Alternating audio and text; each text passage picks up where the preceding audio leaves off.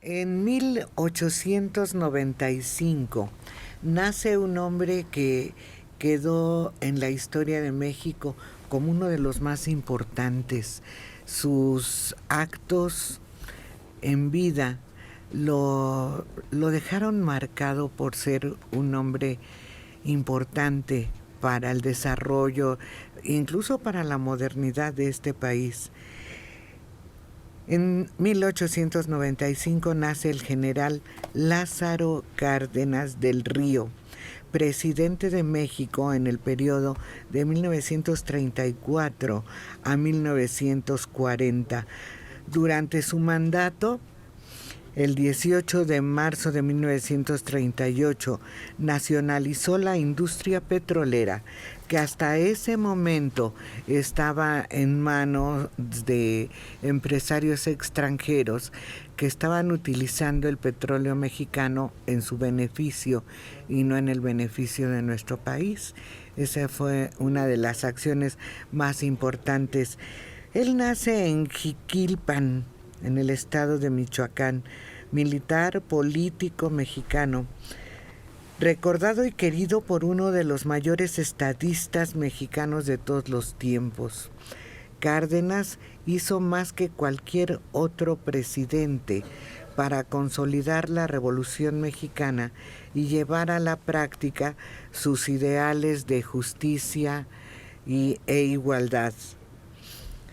Defendía una política modernizadora y democrática, fomentó la educación en todos los niveles y estimuló la formación de organizaciones sindicales, renovó la administración pública e impulsó, como nadie lo había hecho antes, la reforma agraria.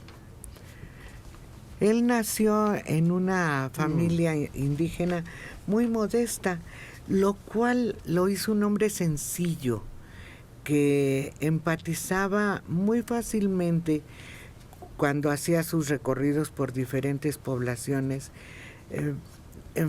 Se podía relacionar muy fácilmente con los pobladores de la localidad. Sí, Liliana.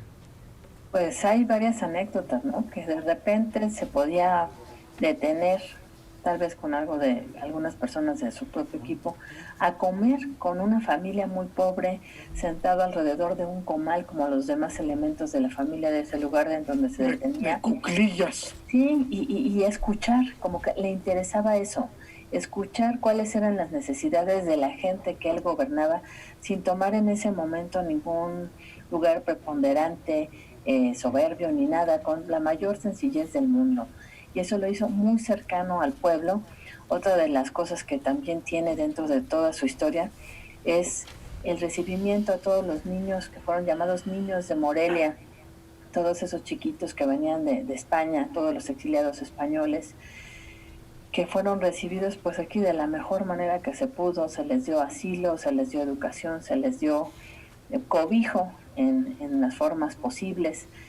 Y es un hombre que se caracterizaba por ser muy seco, tal vez muy serio, le llamaban la esfinge, y que entró tomando el gobierno de forma calladita, ¿no? Sin hacer tanto escándalo, y después logró cosas que fueron muy importantes para todo lo que era la historia del país, y haciendo a un lado a lo que era Plutarco Elías Calles, que era como el que manejaba todos los títeres que iban a estar en el poder. Tomás.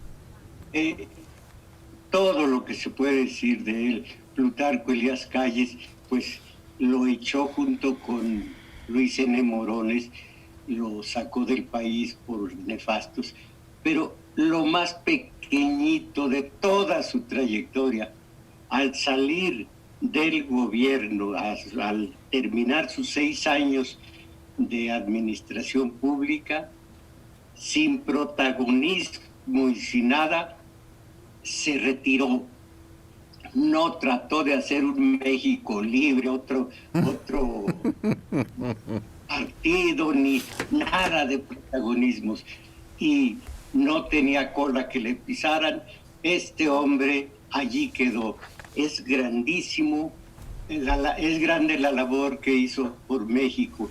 Y junto a eso, hoy, el día de hoy, quizá ya lo comentaron, se conmemora el aniversario número 100 del asesinato, otros dicen suicidio, de Venustiano Carranza en Tlaxcalantongo. Unos dicen que fue suicidio, otros que lo mató Herrera, en fin, pero él fue el que promulgó la Constitución del 17, pero no le gustó para nada esa Constitución. Tenía influencias hermosas de Flores Magón ¿Ahorita? y de Zapata y hasta algo también de Villa, fundidos en la Convención de Aguascalientes.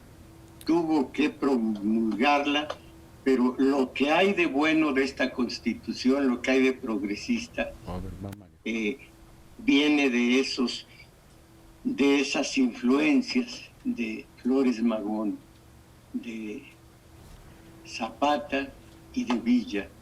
Entonces, después vino el Tata Cárdenas, y caramba, lo que hizo por este país, lo que hizo por México, en todos sentidos.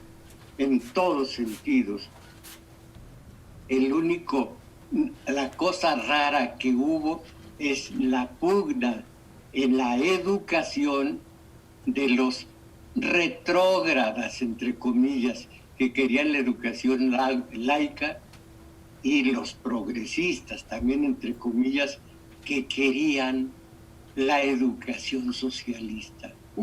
Todo eso fue un motivo de muchos comentarios, pero el Tata Cárdenas ahí está, limpiecito y sin ningún pero. Claro que tuvo fallas de todo tipo, pues, como humano, y además no dejó a Mújica como su sucesor por el peso gringo, dejó a un católico, Miguel Ávila Camacho. En fin, es la historia. Mario. De las cosas importantes que hizo y que en realidad fue la causa de su rompimiento con Calles fue el impulso al ejercicio de los derechos de la clase obrera, los derechos constitucionales, el artículo 123, el derecho de huelga. Empieza una oleada de huelgas en Monterrey, donde no había sindicatos obreros, sino sindicatos blancos. Y él empieza a apoyar la organización de los trabajadores en sindicatos realmente representativos de la clase trabajadora, y empiezan una serie de huelgas. Llega un momento en que la clase obrera en Monterrey le dice, pues le dejamos, cerramos las fábricas, ¿no? Les dice, háganlo, les dice, se harán cargo de ellas los trabajadores. Bueno, no es para tanto, les dicen. Ya se calman, pero él inicia la construcción de una serie de sindicatos y centrales obreras, o una central obrera que tratara de unificar el movimiento obrero. Por eso él favorece la creación de la CTM, que entonces no era lo que se convirtió después. Él era una unión de sindicatos libres encabezada por Lombardo Toledano en aquel momento, que vino a sustituir y a quitarle todo el poder que tenía como organismo cupular la CROM de Morones, que se vio reducida a un papel secundario. La CTM pues empieza a organizar a los trabajadores y se pone en práctica el derecho de huelga. La huelga no se ve como un oprobio para un gobierno, sino el hecho de que se está ejerciendo la ley, y los sindicatos se constituyan de manera democrática. El charrismo no viene sino hasta la época de Alemán, donde precisamente destacó el charro Díaz de León, uno de los primeros líderes al servicio de la clase patronal. Entonces, en esos primeros años, la CTM, conducida por Lombardo Toledano, realmente representó los intereses de la clase trabajadora y no los del gobierno ni los de la patronal a trasmano, ¿no? Como casi inmediatamente que sale Cárdenas empieza a hacerse esa modificación hasta que se saca a Lombardo de su conducción y ya se impone. Primero estuvo Fidel Velázquez, después Fernando Amilpa, después volvió Fidel Velázquez y ya se empezó a docenar a esas centrales obreras.